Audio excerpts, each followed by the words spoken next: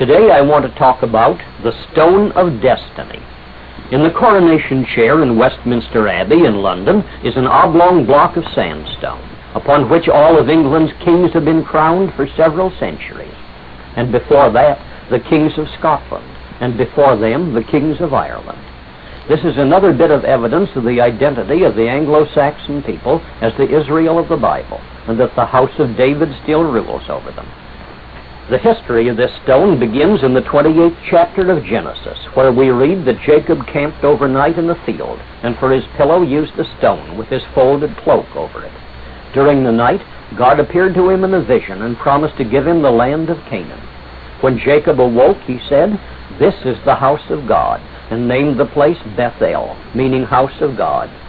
Then he took the stone he had used as his pillow and set it up as a monument, and dedicated it with an offering of oil.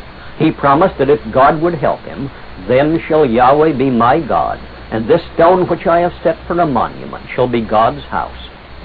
In Genesis 35, God instructs him to go back to Bethel and set up an altar to God, which Jacob did. It was at this time that God changed Jacob's name to Israel, and Israel again set up and dedicated as a monument of witness the stone pillar which he had dedicated as God's house. Its sacred character was now firmly established.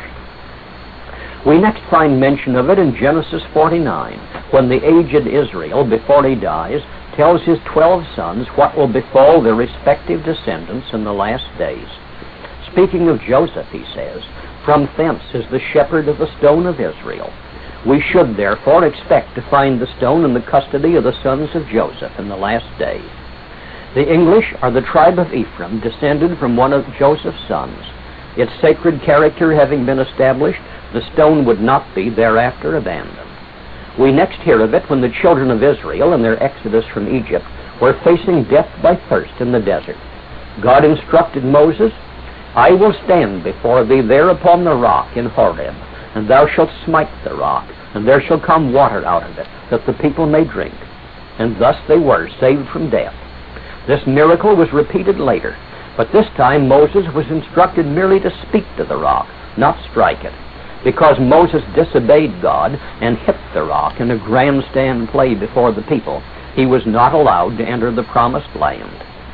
We must not think that this rock was merely the native rock cliffs of these desert places, for in 1 Corinthians 10, verses 1 to 4, Paul says, "All our fathers were under the cloud, and all passed through the sea, and did all drink the same spiritual drink, for they drank of that spiritual rock that followed them, and that rock was Christ."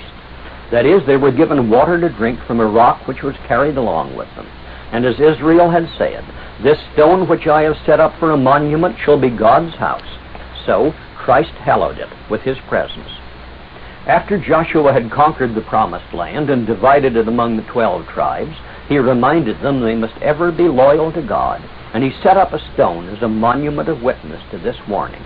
The Hebrew says he took the stone of greatness, and what would that be, or what more fitting witness could there be, but the stone which was God's house? Before God ever allowed Israel to have a king, the rebel Abimelech had himself crowned king beside this pillar or monument, as we read in Judges 9, verse 6.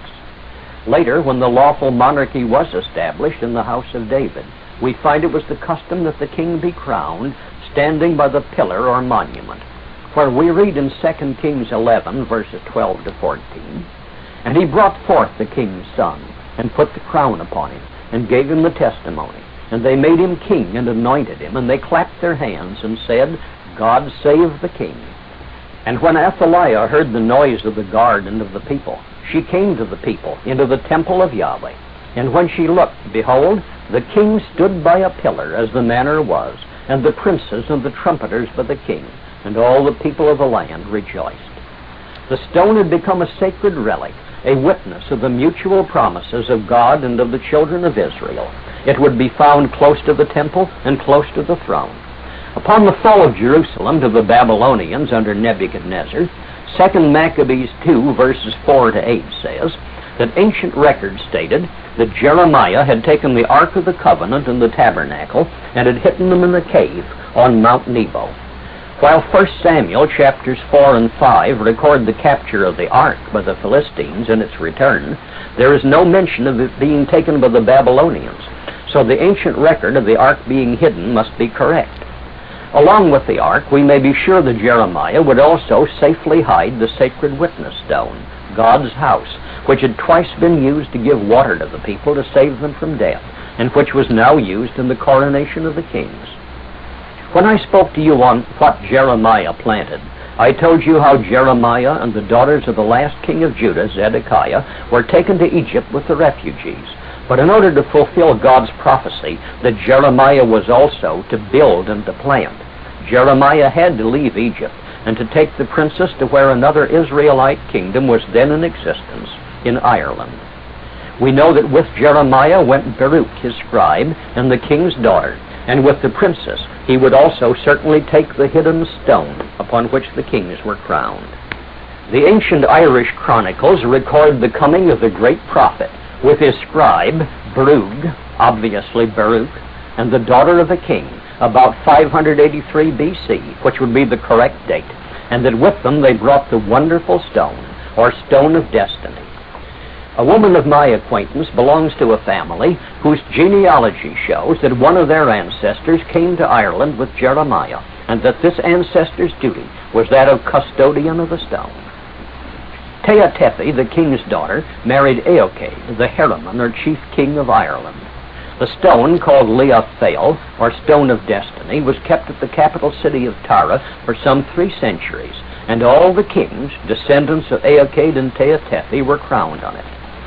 Then, about 350 BC, it was sent to Scotland for the coronation of Fergus, king of Scots, who was a descendant of the Milesian kings of Ireland.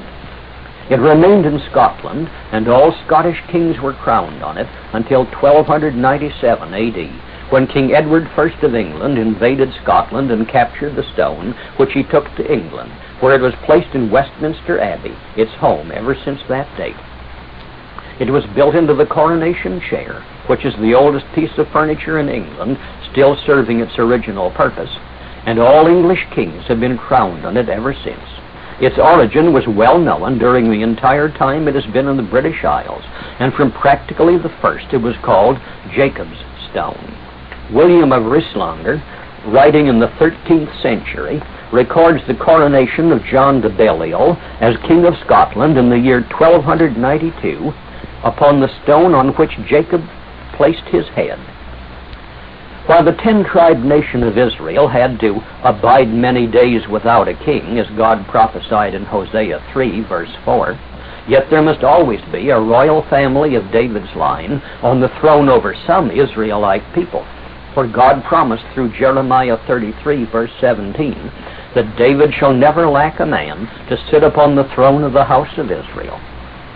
We know that Eochaid the Heremon was in the Milesian line of kings of Ireland, and that the Milesians in Ireland were the descendants of Zara, a son of Judah, and that Teotepi was a descendant of David, who was also of the royal tribe of Judah, through Judah's other son, Phares. So the 2 royal lines of Judah were united with the marriage of Eochaid and Teotepi, and a descendant of David was always on the throne over Israelite people, as God had promised. The Ark of the Covenant belonged in the temple, and the temple was not to be a continuous institution like the throne of David. So it is not surprising that the Ark has disappeared from history, and probably will not be revealed again until Jesus Christ returns to reign upon the throne of David, as is prophesied in Isaiah 9, verse 7.